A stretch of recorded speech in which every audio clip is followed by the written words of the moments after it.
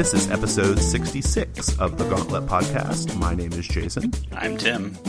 I'm Andrea. And I'm Rich. Andrea, thanks for being back on the show again. Thanks for having me. And Tim, welcome to the Gauntlet Podcast. Yeah, I'm glad to be here. Listeners, Tim is one of the co-hosts of Pocket-Sized Play, the Gauntlet's AP podcast, which has a few episodes under its belt now, right?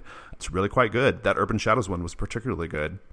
Yeah, thank you. I thought. Yeah, and there's going to be more Urban Shadows to come too, so just gets more fun from here. Cool, awesome. Yeah, it's pretty great. I hope people check it out if they haven't yet. Let's talk about games. Rich, how's your Lady Blackbird game going? I'm on the second session of a 3-shot of Lady Blackbird for the Gauntlet Saturday morning cartoons. Not sure if people are aware, but we decided there were just so many people that wanted to get into Jason's games. I kind of picked up like an alt, like if the Saturday morning cartoons, they happen on more than one channel when we were kids, so I'm the alt channel. You're CBS. Yeah, Jason's like Transformers and G.I. Joe. I'm like Mega Man and the Monchi-Cheese. That's what I'm pulling down. So Lady Blackbird's gone pretty well. David of Discern Realities and occasionally of the Gauntlet is playing Captain Vance. And he's made some interesting choices with Vance. I've never seen a Vance quite like his Vance. He is kind of awful to Snargle. I mean, we let off with Vance saying, "Yeah, I don't like goblins." And this Snargle guy, I don't even let him call himself the pilot. He can only be cabin boy. And so he occasionally will say things like, "If you want to move up from the third cabin boy to second cabin boy, Snargle, you better pull this off." Wow, okay. It is bizarre. He does it with a sense of humor, and I can tell, I know David well enough to know he's just waiting for them to push back. And This is the second session that just happened, and I can feel that starting to build as Snargle's talking to Kale, like, "Hey, maybe, the captain shouldn't say these things to me." I matter too. I'm important, right? Yeah. So you're waiting for Vance to buy off the key of being a jerk to goblins? He doesn't even get XP for it. It's just a David thing. But also, David, true to form, pulled off some of the worst die rolls known to mankind. We called it a Vancian roll because he was playing Vance. Okay. A few things that I've noticed. I ran Lady Blackbird 3 or 4 times at Origins, and I ran it just recently for the Sunday group, my intercontinental group of awesome. Andrea was in it. She was an amazing Lady Blackbird. Thank you. I've run it so much, especially recently, that one of the things I've found, I have to make sure I stay loose, right? Because every time that you run Lady Blackbird, it really should be its own unique thing. The only thing that is true and incontrovertible is what is on the page when you begin. So I have to make sure that I stay loose, even though I find that it's like a half module, because there are certain things that you're going to do, right? There are things on the map that are there, and they're either going to go to Haven or Nightport. So I'll have a couple things that I'll do. Like I have Easter eggs that I slip in. Like Mick, a buddy of mine, he has this thing that he loves called the Harping Monkey Tavern. And so often they will end up, they need a tavern name, so I'll throw them in the Harping Monkey Tavern. Why not? And I even said, I used your Dungeon World Tavern, Jason, the Black Rat. I actually used it on a scale. They went to Nightport, like the hive of scum and villainy that is described as Nightport, and said, "All right, so do you go to a tavern that's like down there with like the Black Rat, or something that's a little bit more impressive, like Harping Monkey Tavern?" So that was a little Easter egg for you, Jason. I like that. Thank you. That's good. It's been interesting with trying to make sure that when people introduce fiction, they don't immediately run in and try to predict ahead of where I think they're going to go. And that's just a challenge for me. And I think a lot of people who run modules and probably Pathfinder stuff where they've done it repetitively, keeping yourself loose so that you are flexible is really important. One of the things that I've also tried to hone is like a trick of trying to understand the player's reaction to wide open narration. Like, I've played enough indie games to where if somebody rolls really well, my inclination is to say, "Wow, you totally rocked that roll. What happens?" And I literally just completely hand on narration to the player. And I've noticed in this play there are a couple people who are not quite sure what to do with that. The trick that I'm working on now is trying to understand generally, okay, do I hand on the ball or do I suggest a few things? Hey, I see a couple of things happening here.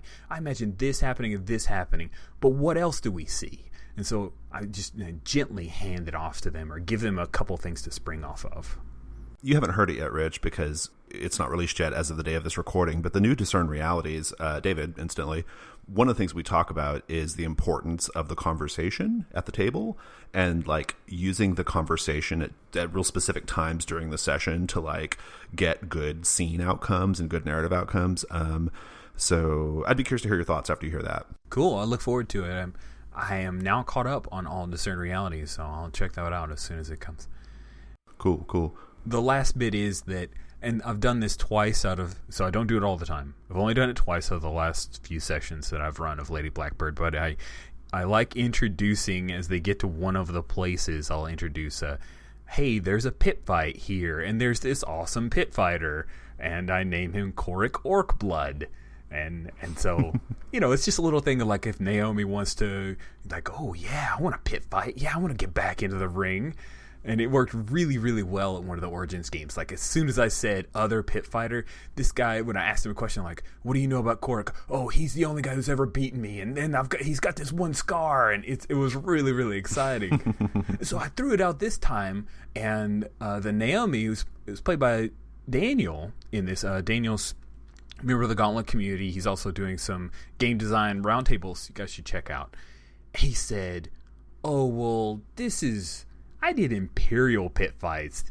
I don't know if this is like my thing. I've heard of Coric, but he's over here in Nightport. That's like a scummy place. And so I'm like, oh, interesting. So I wanted to describe the character, and I said, all right, he looks like Gonzo from the movie Blood of Heroes. Crickets chirped. I'm like, come on, Blood of Heroes, Rucker Hauer, Joan Chen? Blank stares. Fine, whatever. So a real quick Google search it, and of course I find it right away. And so I just grab the link and I drop it into the chat, and I say, here you go, this is Coric Orcblood from Blood of Heroes. And one of the guys says, oh, interesting, the URL for this picture is badmovies.org.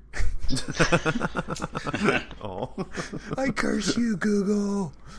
So I've got one more session of Lady Blackbird coming up this weekend. So by the time you hear this episode, our Lady Blackbird series will be done. I'm very excited. And this will be your, 900th time running Lady Blackbird at this point? Or it's probably 36 times that I've run Lady Blackbird. No, that's awesome. No, I'm with you. I love running. Like, I like to remix scenarios. Like, I like to see the same story told in different ways all the time. So. Yeah. Cool. Tim, let's create a bridge between the story games community and the OSR community. Oh, thank you for that introduction. and talk about Beyond the Wall. What's that? We've never covered that on this show, so tell us what it is. Yeah, so Beyond the Wall is a system that Pocket Size Play is using for this ongoing fantasy campaign. We've decided it's going to be about 10 sessions or so. Beyond the Wall is a low fantasy OSR game about village heroes. It's published by Flatland Games. OSR means old school revival or renaissance, depending who you ask. As someone from kind of a story gaming background, it means when I open it up, I see those, what I call Gygaxian actuarial tables of just stats and numbers and... I'm just gonna throw it out there. Some listener out there just got an erection. So just little. You're bringing them the magic right now, Tim. Just keep it up. Let's Thank go. you. Okay. You're welcome, Ray Otis. At level 9. So it's cool. The game prepares players for a pretty low prep or maybe even one-off session because it does have a lot of random event generators that actually make for some cohesive, cool adventures. One of those random generators is also a character life path system. Think like Burning Wheel, light, and random, because it describes how you get the stats and the skills that you have. It also shows how the characters know each other and builds the village that they start in. It's a story about village heroes, and you actually create that community as you start naming people and places and whatnot there. So you start with something really cool and cohesive. These player characters are part of a village. They already share history, community, really easy to roll. Yeah, I agree. I'm sorry. I just want to jump in because I get excited when I see Beyond the Wall. Clinton R. Nixon, who created The Shadow of Yesterday, he ran it at a few Camp Nerdlies ago, and my son sat in on that. It was his first game that I didn't run that he played.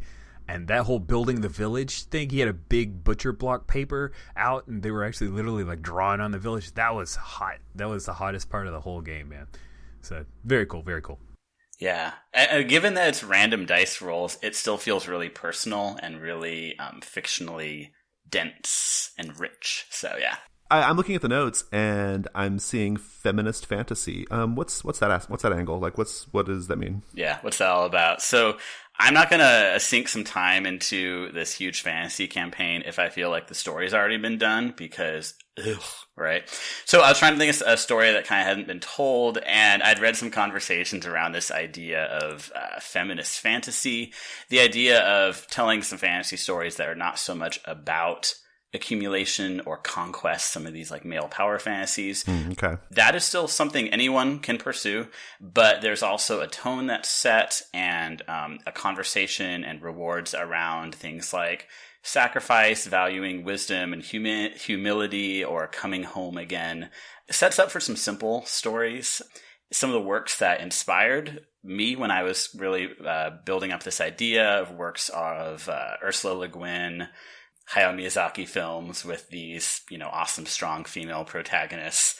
And that was where we started this conversation for feminist fantasy, trying to tell a different type of fantasy campaign. So, yeah, does that kind of make sense in terms of that's cool. where it came from? Yeah.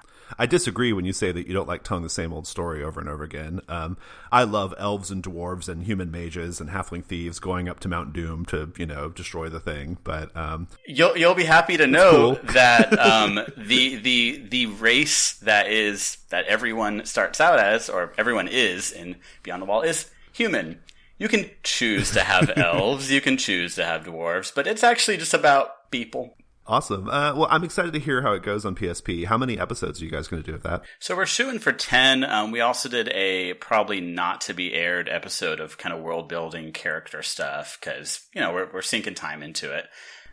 But having a set length, I think, is important because it'll encourage us to hit some of those story beats I want. Yeah. And I'd love to span like a couple years, like do the whole like, all right, so year passes, let's talk about what happens and that kind of thing. Cool. So yeah, it's been a challenge though. It is crunchier than I'm used to. Like I said, I played mostly story games, but way back in the day, I started out on AD&D second ed when I was like 9 or 10 and fell in love and was obsessed. And back then, okay, it was crunchy, but we told any type of story we want, any type of tone.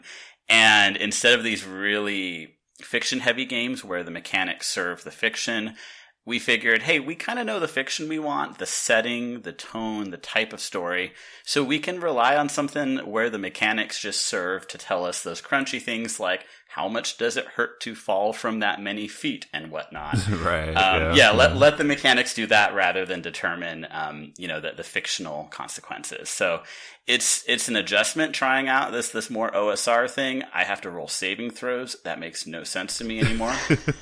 Like, someone explain the saving throw. If I, as a player character, successfully do something to someone, how can that then not successfully be done to them? It's just, it doesn't always work for me, and I'm trying to find when it makes the most sense. So, well, if it's a rod, a staff, or a wand, let me explain it to you. Yeah, that's good. Awesome. Is there anything else you want to say about Beyond the Wall? Nah, that's it. All right, cool. I'll be excited to hear that. Andrea, are we still on the OSR thing with Shadows of Esteren? I don't know what that is. No. What is Shadows of Esteren? No, I wouldn't say so. Shadows of Esteren, it's a French game. If you ask my roommate, the French make the best games. Okay. It is a kind of gritty, very realistic, gothic, medieval horror. So most of the people in the story are struggling against hunger and disease and, those very gritty, realistic elements. But at the same time, there's like monsters and a little bit of magic. And the world itself, it's actually divided into three different realms. They have like the druidic ones, they have some sort of mad scientist ones, and then they have some followers. Okay. It's weird. They have some followers of the one god. And of course, none of these people get along, and they're constantly fighting, and there are these wars that just ravage the continent. It's about people surviving against all odds. What I really liked about the first book is it introduced this idea of fians, which I think are maybe something pulled from Celtic mythology. That's where a lot of their inspiration comes from. So that you have these fians, and they're basically these demons or nature spirits, or they're these indescribable monsters that are capable of wiping out entire cities. But they don't have stats. Oh, okay. You can't do anything about it as a PC. Like, Right, yeah. you can run away, you can try to stand up to it, but ultimately it's more about the story of how your characters react than it is actually stabbing the thing. I'm into that because you probably wouldn't be able to hurt or kill such a thing, so why even... I like that. I think I like that more realistic take. Yeah, it's fantastic. We've played, I want to say 33 episodes of this. Wow, okay, cool. I'm all about the long campaigns.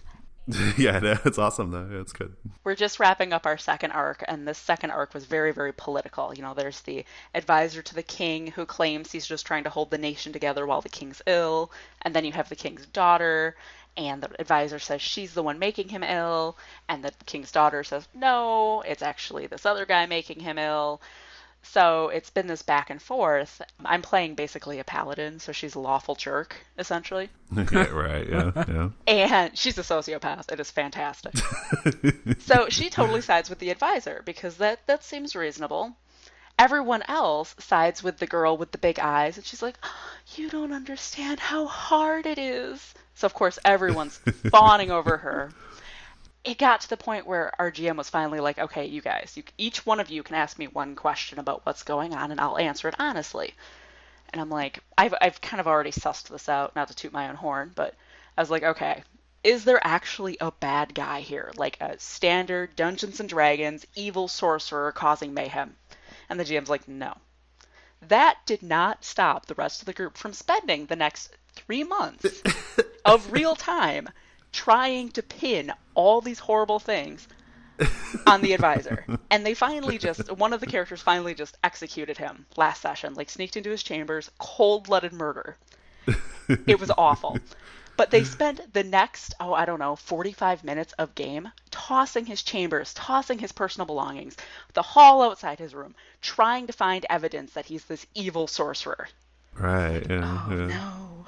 Wow. And they know that he's not, right? Like that's I don't think it's they established do. that he's not. Like the GM tried to explain this, and they're just convinced, so convinced. Finally, the GM threw them a bone, which was funny, and he was like, "Yeah, you find these, magical stones, but you can't read them. You don't know what they are." And our druid's like, "This is it. They're evil." And the GM's like, "I didn't say that. Nope. This is it. They're evil." Like, oh my goodness. That's how he heated his tea, right?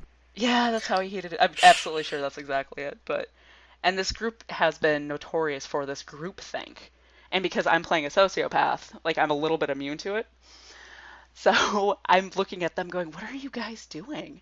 Because they find these evil stones, and then they're like, but we can't take these to the king's daughter because she's being possessed by one of these demons. And I'm like, why?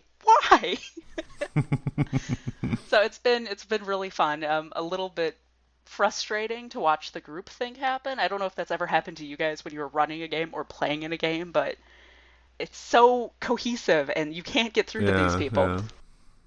Interesting. Yeah, it's been so long since I've done a game longer than like 5 sessions, and even then, like, even when I do move on to the next game, I rarely have the same group of people. So it's like, I don't know. I guess maybe I never have the opportunities to get into that. There's like no time to like develop like that kind of dynamic, I guess, at the table. Not that it's a bad thing, because I think there's a lot of great things that can come out of really long-term extended play.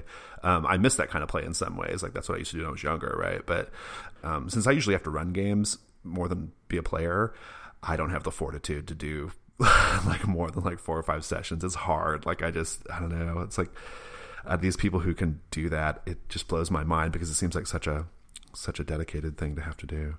But also, like, mechanics-wise, like, this game, Shadows of Esteren, like I said, I don't know much about it. Like, what are some of the things you like about it, like, just in terms of the rules? Yeah. So one of the cool things I really like about this game is, so in any RPG, you have your stats, right? You have strength, dexterity, agility. They have something Sure, yeah. very similar in Shadows of Esteren, and they call them ways. There's combativeness, creativity, reason, empathy, and conviction. And so it's like any other game. You add your stat and your skill block and you roll them together. But the thing I really love about the ways is that is how your character is built. Like they don't increase over time.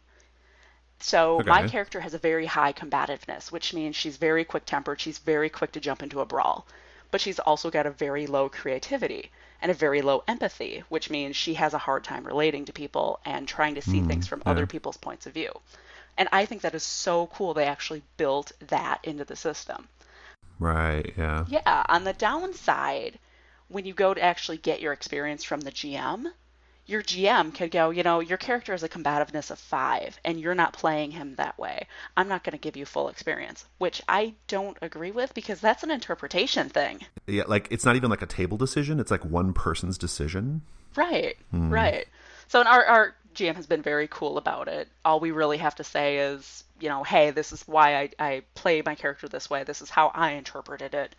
And the GM's like, great, perfect. You're doing what you're supposed to do. Here's your experience. But Yeah. it definitely gives me oogie feelings. Yeah, I don't know how I feel about that either. I think it would be one thing if it was like Burning Wheel, where it's kind of like a table consensus thing, It's like, okay, you were the MVP. You definitely did this thing, I feel like when you have one person in charge of making those decisions, it's letting that person who already has so much influence on the story of the game, like put an even greater, like stamp on things, right? So that's interesting. Cool. Where does it fall on the spectrum in terms of like crunchiness versus like more narrative focused play? The combat's pretty crunchy, but we basically house ruled it and streamlined a lot of it. So like there's fighting attitudes, which are supposed to give you more control over your character, which as the combat character I sank a lot of XP into. Okay. And then because it's like a non-combat game, we just don't use them, and my GM just gave me all the experience back. He's like, we're ignoring this. You're just going to make one roll. You're not going to do all this other futzy stuff. So it's really easy just to take all that out and streamline it. Got it. It has, I wouldn't say a lengthy skill list. It's got quite a few skills that you can kind of fall back on, but we play such a narrative-heavy game that we hardly ever actually use those. Okay. Yeah. Cool. Awesome. Is there anything else you want to say about Shadows of Esteren? No, thank you. I got a chance to play again for maybe the 4th or 5th time over the last few years. Carolina Deathcrawl. Carolina Deathcrawl is a card-based game by Jason Morningstar. It's kind of like a quasi-LARP or a semi-LARP in the sense that you do occasionally stand up from the table and play a character standing up. So I think that qualifies as being LARPish. Carolina Deathcrawl is about it's during the Civil War. It's about 4 Union soldiers who are stranded behind enemy lines trying to get back to their home in North Carolina. So they're Southerners who are fighting for the Union. And the game kind of starts out with like a prologue that shows this event called Potter's Raid. And basically it's like a round robin of like vignettes showing each of your characters doing really like horrible, atrocious things, committing like atrocities like during this raid. And once that prologue is over, then some time skips forward. They're stranded behind enemy lines. They have no allies because they kind of like abandoned their post, I think, or something like that. And so they just they're just surrounded by enemies, and they're just crawling through the shit trying to get back home. It's a really, really gritty game, and I like it. I like to occasionally play these games where there's a little bit of emotional bleed. The themes are very dark and gritty. Death and sort of like really, really bad, almost inhumane behavior is part of the game. The characters all die off one by one, and one of the things I love about the game is the characters who die off, they become swamp ghosts, and their job is to stand up, walk around the table, and like whisper things into the ears of the other players who are still alive. I love that. Yeah, it's the very first time I played this was like maybe like 3 years or so ago.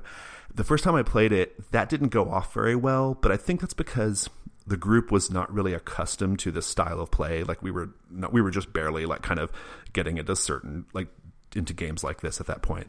And but I played it since then, and this last go around was really quite good. The first ghost we had, the first swamp ghost, was a New Jersey game. One of my New Jersey players, Patrick, he did such a good job. Like, he was like there, just like, it was like a evil Greek chorus, just doing like terrible commentary, like whispering in our ears during the whole time, and it really, really added to the ambiance and almost like the stress or the pressure of the situation, right?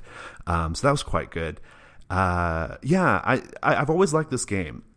It's got a couple of little issues that don't bother me as much, but that I've noticed bother other people. Dan, and one of the people who used to be on this show, Dan always had a big problem with this. And this group the other day, they had kind of an issue with it too, which is the game is competitive. So you have these cards and they have point values, and framing your scenes up in such a way and introducing things so that you can like use the elements on the cards is an important part of the game. And if you are aiming for staying alive, you want to play like higher point value cards. But the problem, it's not a problem, but one of the things about the game is that Jason Morningstar says outright that it's purposely not balanced. And there's no real way of controlling like whether you win or die. So like it has this competitive aspect to it that I think some people can't get past. It's like, well, and this was always Dan's problem with it. It's like, why is this a feature of the game if I'm not supposed to engage with it? Like why is this the thing I have to do, or why is this even here if I'm meant to just like more or less ignore it and just get into the story? And I get that criticism, but I guess I don't. It doesn't bother me personally. Like I personally am okay with just like, if I die, okay, cool, that's fine. I'll be a swamp ghost. It doesn't bother me. But yeah. That actually reminds me of trying to win the Shab al-Hiri Roach, just to reference another Jason Morningstar game. You can play that competitively, and I think that is a buy-in for some people. But it's not. Yeah, it's not balanced. Like you could power game it, but I've rarely had that be a concern where one person's winning. Same thing. So. Well, Shab al-Hiri Roach, that game has a lot of issues that even Jason Morningstar has acknowledged on this show. In fact, I still love it, but yeah, that competitive aspect really does not sing well at all in that game. I don't think it's as bad in this one. I think the competitive thing is just mostly just a vehicle for play. I think that was the intention of it. It's just like to give you a thing to do, to encourage play. But anyway, overall, I really love the game. It's such a good like dimly lit room game, like it's really, really good for that. So, but you do have to be ready to like deal with some really, really like tough scenes and themes. This was played over Hangouts, even though there's like stand up and there are cards. No, this was Friday Night Drive-Ins, Gauntlet, New Jersey, yo. Ooh. I actually have it set up for Hangouts because I can't get it to my own table because people. But I've played it a couple of times online, and you do miss that shifting chairs and the ghosts losing their chairs and that cool thing about it. But we've actually had some really good success with it, especially with players that really promote that creepy factor. They're really good with the private messages. Now that you mention it, I could see a situation where maybe like if you become a swamp ghost, like you just turn off like the lights in your room and like your screen goes dark or whatever, that would be awesome.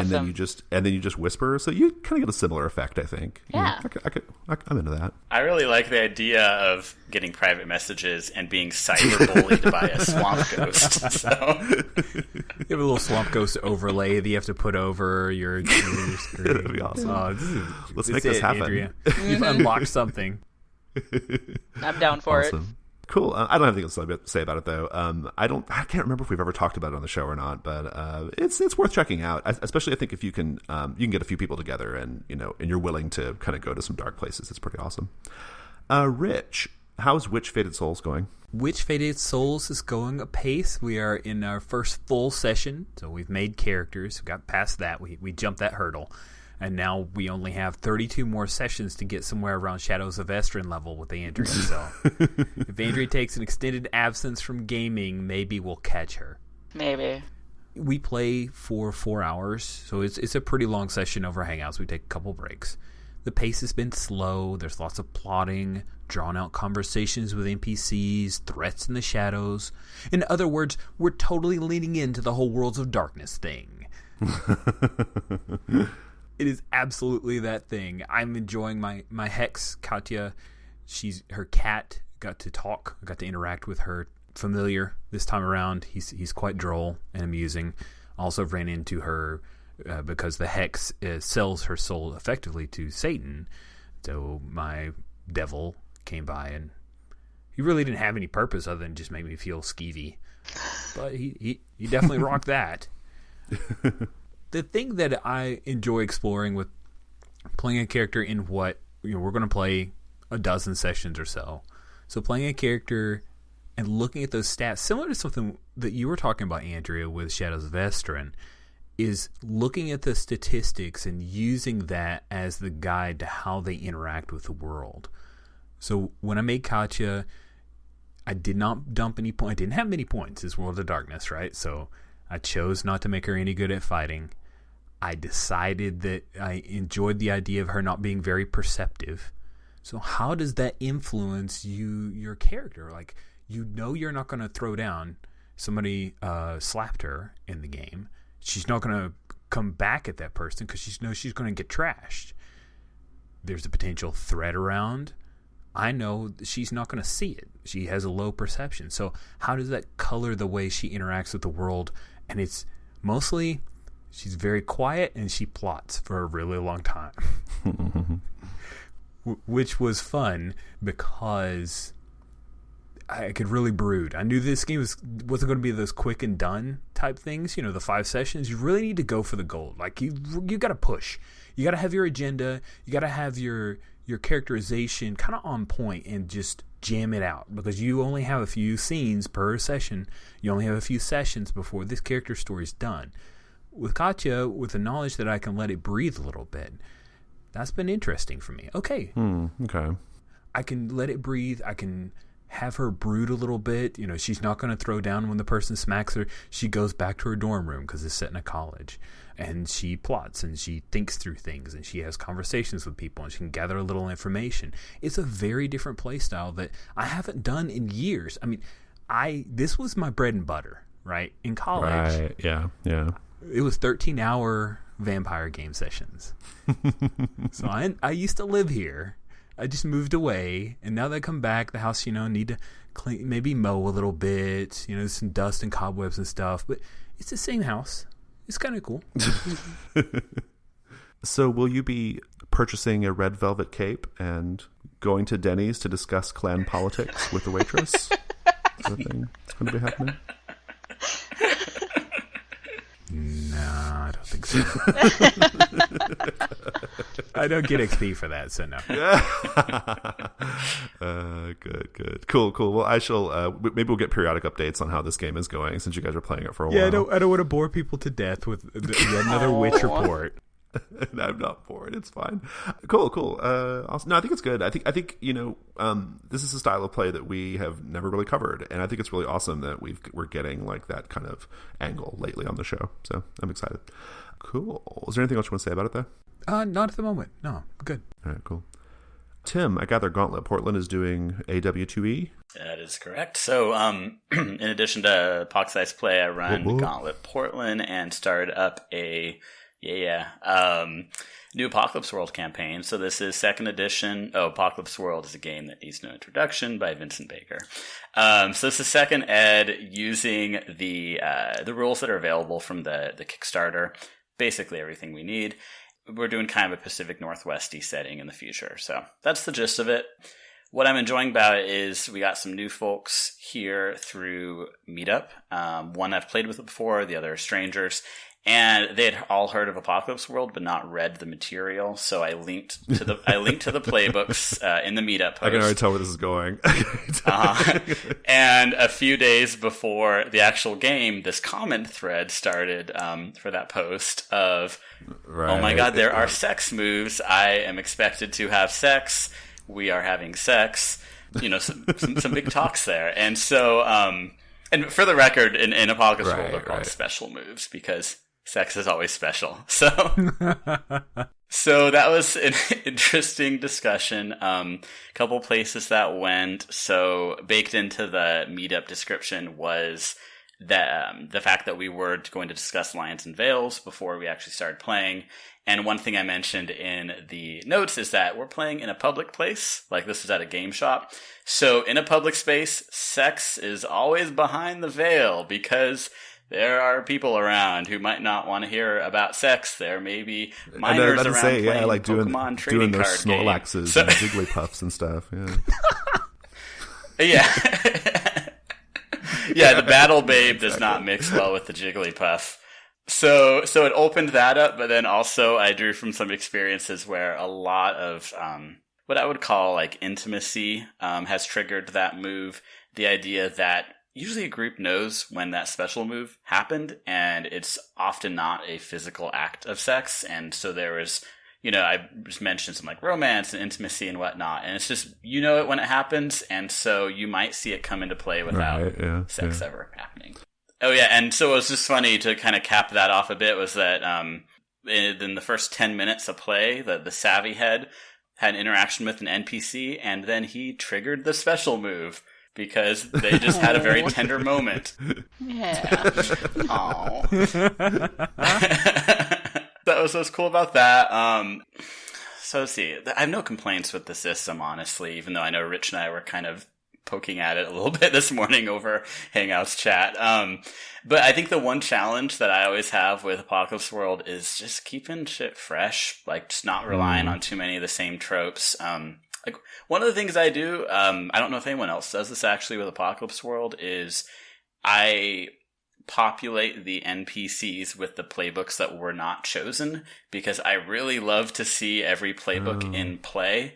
And so if there is no brain or PC, I'm going to make an NPC that is basically inspired by the brain or playset and even rip off a move. Like, to me, it's always canon that like, the brainer, if you have skin-to-skin contact with them, then you open your brain. And that's just like, oh yeah, that's how I understood to do that with this NPC, because I was directly using that playbook. But I'm trying to like, make brainers that are sympathetic and not just weird creepos. I know, right? Having the hard holder that's not just like the corrupt jerk that you want to overthrow by the second session. Yeah. So yeah, keeping it fresh, but it's been really fun. We're probably going to do, I always shoot for 3 to 5 sessions with Apocalypse World. So we're going to do some more in the coming weeks and see how it goes. I love that story of you having that conversation with like these players who'd never experienced like Apocalypse World or Monster Hearts or something like that. As you're, because it's all part of your meetup, and so you're getting like these new people, right? And because that's very, very much like my experience in early days of Gauntlet, right? It would be people who found us on the meetup. They are interested in what we're doing, but they don't know anything about it. And oh yeah, here's a mechanized sex move thing. Let's talk about that. Like having that conversation. I've had that conversation so many times, and not anymore, like not nowadays, but in the early days, like when I was just kind of gathering people in Houston, boy, that was a thing that happened all the time. And yeah, so you're taking me back, so that's good. I feel like when it is in those early stages, you do have to almost choose the games that you think are most going to be okay for like what's almost convention style gaming, and that you don't know who's going to show up. I remember when, now I'm getting all like nostalgic, I apologize, but I remember when, because you're making me think of things now. So at a certain point, like the Houston Gauntlet was pretty well established. Our games always had wait lists. They were full. It was all good. And then I put BXB and HGMO on the calendar. That's Boy Cross Boy and Hot Guys Making Out. And we're in Texas, so it's not Portland, right? Where I don't think that would be such a big deal. But in Texas, it was so like hurtful to me, because like those were the 2 games that did not fill. Like people didn't sign up for them, and it made me so mad. And I was so mad about it because I'm gay, right? And I was really mad about it. And I sent out this like real like kind of fussy, angsty email about it to the meetup, and then people signed up for it. But I felt a little uncomfortable. Like I was like, oh man, if I put this on the calendar, I feel like I'm really like in this environment. I feel like I'm kind of like going outside of a boundary or something, or I'm doing something I think my community may not respond well to. So yeah, that reads. I understand how you feel about that. Well, I mean, I think the value of building a community in the first place is that you can kind of push people outside of those comfort zones as you build that community, because there's some trust, there's some understanding of those boundaries, and like, the reason why we try to bring people back into the fold and be on top of communication and be consistent and all that crap is that I think eventually we can kind of push them into stepping outside of some comfort zones there. And like, role play that gay rich dude in a mansion in the Spanish or an Civil OSR War. game. So, Awesome. Yeah, that's amazing that you had the courage to do that, though. Whoa, did you just bridge the gap Sorry, there? Andy, what were you saying? That's amazing that you had the courage to do that, though. Oh, which one? The Putting them out there when you weren't really comfortable with it. yeah, it was just and I was disappointed too, because like normally I'd put a game up and they fill like that, right? Like really fast. Not these. They sat there empty, like more or less empty, and I was just like, "Oh god, I'm so mad right now." But those are old days though. We're way past that. But before we leave that thread, can I just say one thing so that it could possibly be on the podcast? How guys making out? I love the system. I've actually hacked the system before just to show that if you want to try other settings, it does work. And one of the ones that I've written is basically hot werewolves making out. yes, That was really fun. And it is the hairless teenage werewolf great, thing. great. Inspired by us, or anyways. just something you randomly did? Obviously, I'm into that too. Okay, so. great. No, I'm into it. You're not that special, Cordova. There's no kink shaming on the podcast. It's okay, Tim. Cool. Let's keep going. Well, so I got a chance to play Downfall. We've talked about it before when we had Dan on the show last, but this is the first time I got a chance to play it. It is a story game about a society called the Haven that has a fundamental flaw that causes the society to collapse. The gameplay basically involves setting up your community and its traditions, and then creating 3 central characters, really just one central character and then 2 sort of like very important characters. Create all this stuff, and then you just play out some scenes until you feel like you've reached a point where a society will collapse. You do basically like a denouement and show that happening, and that's the whole game. I really quite liked it. I have had some not great luck with these story games that do dystopian sort of like things falling apart is a common theme in a lot of story games, and I've always had like kind of mixed luck with them. Biggest criticism of those games is they often want to shove too many characters in there, and I think you don't get a good handle on like the world and like what's really truly happening to the world when you have to split your attention between like so many like characters, right? This game focuses on a single hero, and I think that's the right move because you get to see, you have a single lens basically through which to understand this world that you've created and watch it fall apart, and that just feels a lot better. I think it lets you kind of focus more on the story external to the character, right? As opposed to having like a dozen characters on deck that you have to kind of manage and handle.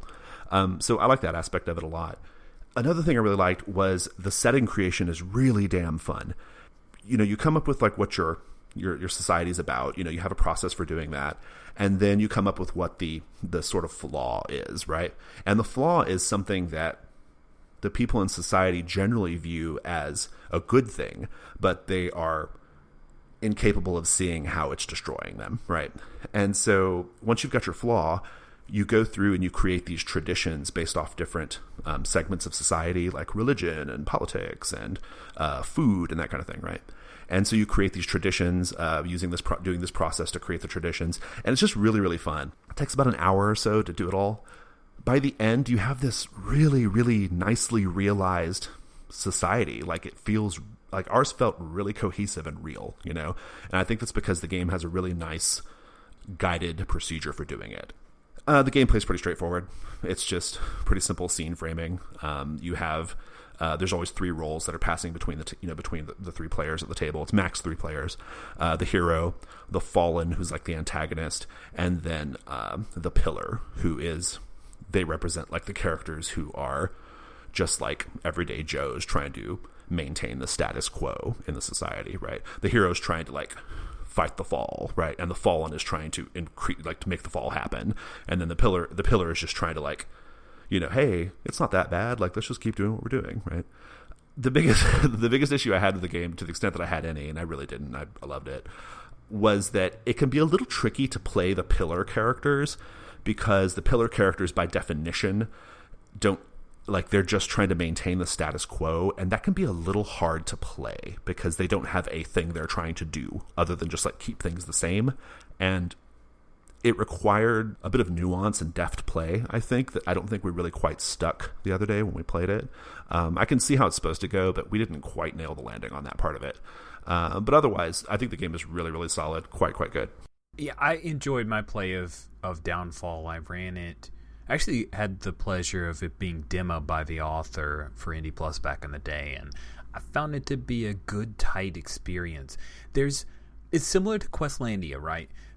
I found Questlandia a little unsatisfying in that it was 3 sessions.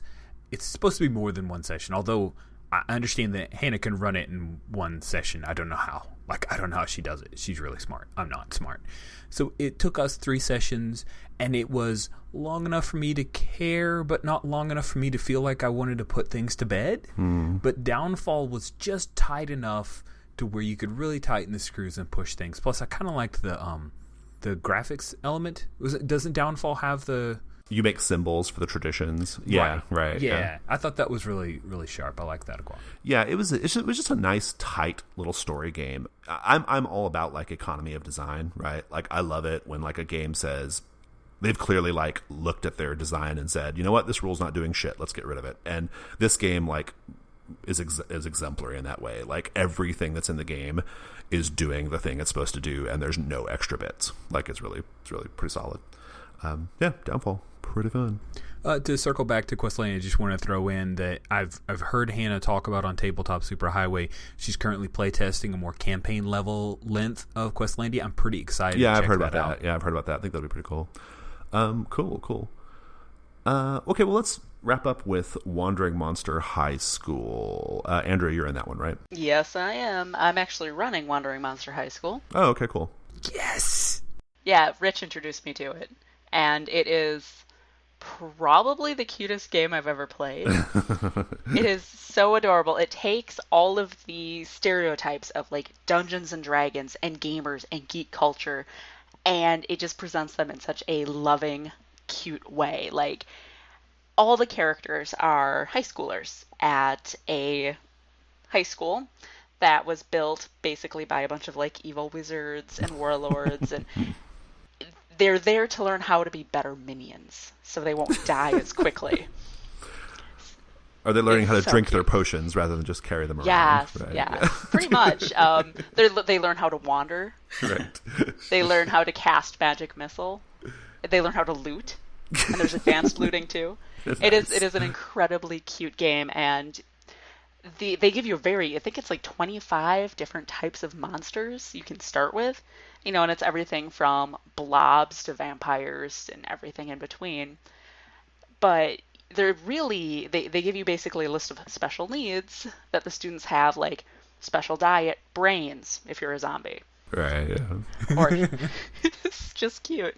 So it's really easy to kind of say, I don't want to play a blob. I want to play a gelatinous cube. Oh, okay, I see. So you can take the archetype or whatever and kind of make it the thing you want to be that's specific in Dungeons and Dragons. Yeah, okay.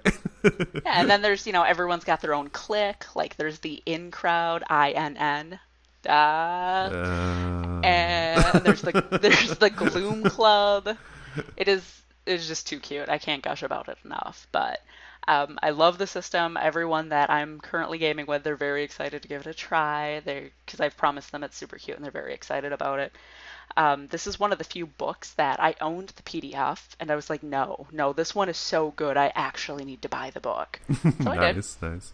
That's a big endorsement. Yeah, like I have tons of PDFs, but I don't always buy the book. So yeah. Right, and especially with these shorter, simpler games, you don't necessarily need the book. You don't need the book, right? Right, because you don't have those. What was that, Tim? The Gygaxian tables. Gygaxian actuarial tables. This book doesn't have a lot of that, so it's a shorter, simpler game. The system's a little weird. Like, I can't quite wrap my head around it. I guess I better figure it out because I'm running it. But basically, right, probably, yeah. Probably, it basically comes down to it depends how you're doing in your classes. So if you're super athletic, you might have an A in all your athletic classes. So when you're doing something athletic, you roll more dice than if like you're failing the magic classes, you might roll fewer dice for that. And then you can add or subtract dice based on like what your character's carrying as special items. Like when I played, my character was a cheerleader. She's a troll cheerleader, so she had like a cheerleader jumpsuit of power.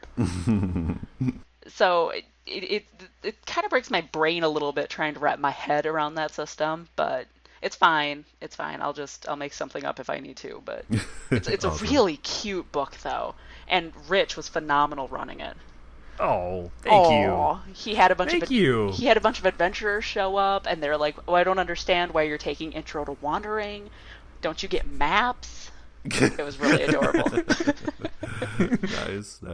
Yeah, Rich has talked about it on the show before. Rich, are you running it soon as well, right? I am on the Alt Saturdays. Over on the CBS Saturday morning. It's good. That's right, CBS Saturday mornings. It's good. I don't think there's no judgment in that. I actually don't know what the good channel was on Saturday morning cartoons, but it was the one showing like Transformers. Yeah, I like how you put it. It's one showing Transformers and G.I. Joe. Yeah, that was the good one. I watched Gem. Gem was great. So I loved Gem and the holograms when I was a little boy, and I used to go around singing that fucking Gem song. I still know it. I'm not going to sing it right now, but yeah, Gem was great. So that was what I watched on Saturday mornings. Cool. All right, was there anything else you want to say about Wandering Monster High School?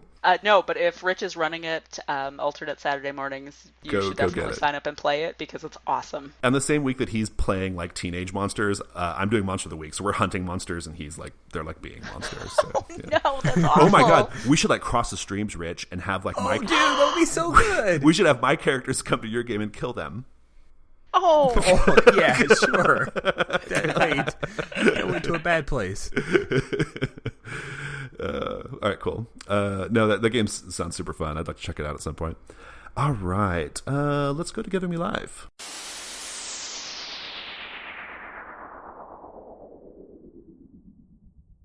It's Giving Me Life. Rich, what's giving you life? Okay, deep cut here. Back in 2012, 2013, and 2014, I was heavily involved in play-by-post on Yay and Octopus. It was this little website that my buddy Scott ran, and we played some fantastic games on there. Some of the highlights were, this is where Junk World began, which is one of my favorite Apocalypse World settings that actually had like 2 sequels, maybe 3 if you count that little bit that was a false start. We did a Lady Blackbird hack for Star Wars, which was awesome. We started off with This Apocalypse, where I played a brainer named Lively, which I loved Lively so much. And Roar, which was an Apocalypse World game where I got to play a Faceless. It was the only Faceless I've ever played, and maybe it will be the only Faceless I will play, because you ever had one of those playbooks where you played it and you're like, this was the best. I can't top this. I can never play another Faceless because they'll never be Orc. They can't be Orc. I'll just be I'll be aping Orc. It's like, there's only one Kiss, right? Everybody else is a cover band. That was Orc. Okay. So Yay was a thing, and it was an amazing experience. And I super loved all the games that I played there. That's what really got me heavy into play-by-post. Well, the games all ended in 2014, and people kind of dispersed, went to other sites and the like, and after it laid fallow for a while, Scott decided, hey, I don't know if I want to pay to re-up the URL. But he worked with our buddy Adam, and they kind of packaged up all the data, and it just sat there for a while. Well, Adam just this past week said, hey, Rich, look what I did. And he moved all of Yay to his URL, and so I got to go back, and I was reading like old posts from like September of 2014, and I got all excited. It was so great. Okay, it's awesome. The best. That totally gave me life. Cool. Tim, what's giving you life? Originally, it was going to be about talking with RPG friends over Slack at all hours and like, oh, cool community, blah, blah. No, I found something cooler. Ouch, sick burn. This morning, I found a link to this Advanced Dungeons & Dragons syndicated radio pilot from the 80s. I saw that. Yeah. Who remembers the Dungeons & Dragons cartoon from 1983 to 85? Hold on, it's right here. Yeah, we probably have a listener who is cosplaying holograms, as Uni the Unicorn right now. And Rich doing Rich is doing some great radio, showing us his DVD kind of camera. Well, just pretend I'm just showing you the DVD set right there.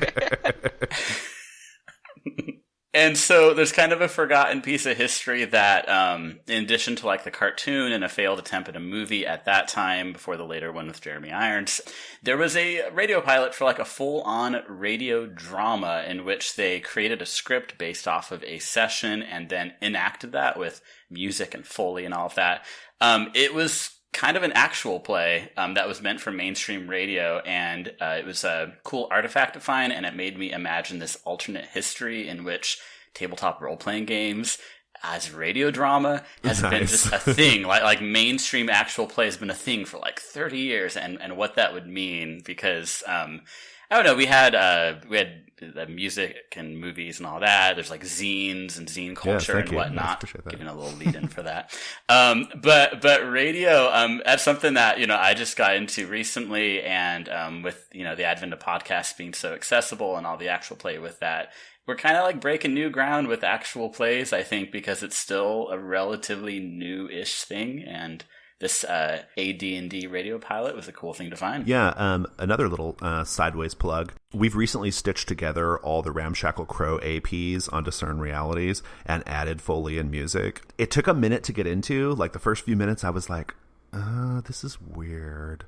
But then, like, once it got going, I was like, oh, this is really fucking cool. Like, it really adds something to it. So it has that feel of like a radio drama. So pretty cool. Cool stuff. Andrea, what's giving you life? Tea. My sister and I went to a mall, and she was like, hey, there's a store that gives out free tea samples. And stupidly, I was like, okay.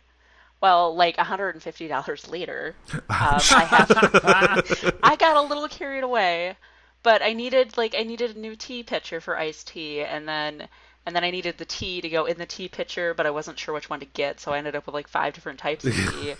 Nice. And you don't know how much like 4 ounces is until it comes in several containers, and you're like, oh, good heavens, what did I do? So I got really excited, and I've been living off of tea. And the really exciting part about this is, like, I walked in, and she's like, so do you like loose leaf tea? And I'm like, well, I wanted to get into it, but everyone I talk to is like, oh, tea leaves are so delicate. You have to have it at the right temperature based on what kind of tea it is. And I was like, no, way too much work. And she looked at me, and then she started laughing. She's like, no, honey, no. All you need to do is just start to boil your water, and before it really gets going, take it out of the pot, let it sit in a cup for 5 minutes, and then put your tea leaves in, and it will be fine. I'm like, oh, that is so much easier. But if you tell this to a tea snob, they will jump down your throat. And I'm like, whoa, okay, we're not talking about tea with you. I wanted to talk about tea with you until this happened. But, yeah, tea. Well, as a tea snob, if you try putting my expensive ceremony-grade matcha powder in 180-degree water, I will scream. Wow. That was the most Portland-ass thing that's ever been said on the show before. So throw that out there. Thank you for that. My Giving Me Life is, I just do promos now on my part of this. I don't do anything on Giving Me Life anymore. So Codex, the first Codex is out. We've mentioned it a little bit on the show before. Codex is the Gauntlet-sourced RPG fanzine. It's really more of like a newsletter format, if I'm being honest, but it's fun. The first issue is called Blood. It includes an Austin, Texas-based Urban Shadows like little playset thing. It has a bunch of magic items for Dungeon World, a compendium class for Dungeon World.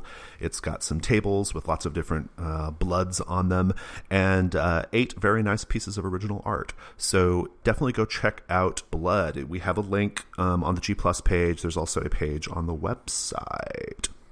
And I just want to throw that out there. And we are always taking submissions for future issues, so get in touch with me if you have some ideas for Codex. Cool. That's all we've got, listeners. That's our show. If you'd like to get in touch with us, I recommend going to our website, gauntlet-rpg.com. You'll find links to our G Plus community, our various meetups, including Gauntlet Portland, as well as our other shows, Plus One Forward, Discern Realities, and Pocket Size Play. And we are on Twitter at Gauntlet RPG. New thing, where can we find all of you guys at on social media? Oh. They don't know what to do. Like, nobody called my name. I am Ivory Thorns on G+. My blog is ivorythorns.tumblr.com because I'm not a very creative type when it comes to names. I like them simple, so I remember them Unity of brand. That's what Yes. Rich, where can we find you? You can find me on Twitter at Orklord. That's with a K. So that if somebody looks at it really quick, it looks like Oaklord. That's Nice. That's it. You run the Plus One Forward Twitter as well, right? No, that's run by Plussy. Oh, Plussy runs that. Oh my God, Twitter that name. Jesus Christ. slowly. Let's not talk about Plussy. And Tim, where can we find you? I have no energy for social media, but I do the Twitter for Pocket Size Play, so twitter.com, Pocket Size Play. Awesome. Well, Andrea, thanks so much for being on the show. You're welcome. Tim, thank you so much for being on the show. Yeah, thank you. Rich, as always, thanks so much. Thank you, Jason. And listeners, thanks for listening. Take care.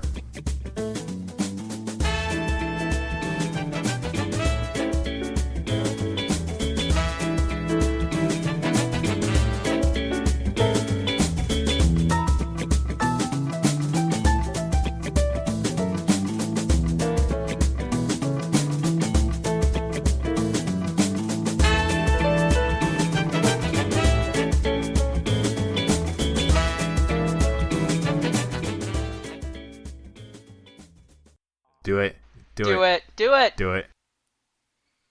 Gem is outrageous. Ooh, Gem is outrageous. Ooh, glitter and fortune, fashion and fame. Gem, music's contagious, outrageous. Truly, truly, truly outrageous. Whoa, Gem, the music's contagious, outrageous. Something, something, something, something. My name, Gem. Yeah.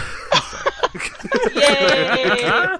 I forgot the last bit. Sorry. I think, fortunately, you forgot enough of that there's no copyright. Exactly. So we're free to play I that. think that counts as a legit performance of a work, and so I think I'd be in the clear. But Legit.